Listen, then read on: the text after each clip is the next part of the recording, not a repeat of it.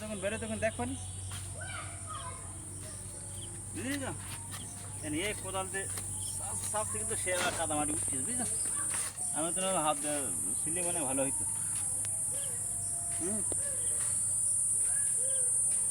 এই ঘাস বাছার সহজ পদ্ধতি বুঝছো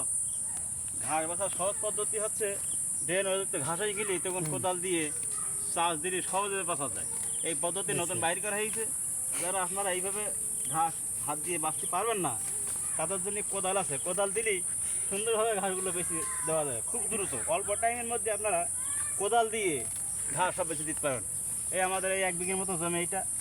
এইখান থেকে আমি এই মাথা পর্যন্ত যাবে খুব বেশি হইতে 10 মিনিট সময় লাগতে পারে তো আপনারা যারা আপনারা 10 মিনিটই শেষ হবে না তো হ্যাঁ যারা আপনারা জন পাবেন অনেক না বড় তো বেড 10 মিনিটে তো শেষ হবে না বেডটা অনেক বড় মধ্যে ওই মাথায় চলে যাব কোদাল দিয়ে যদি ঘাস আমরা বাছি ও হাত দিয়ে বেশি সম্ভব না দিয়ে বেশি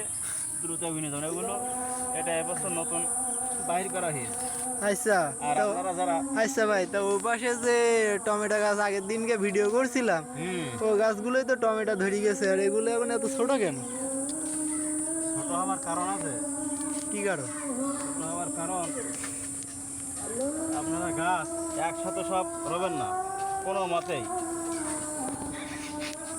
তো বন্ধুরা দেখতে পাচ্ছেন এইরকমভাবে এখন 12 মাসই যে টমেটো হয়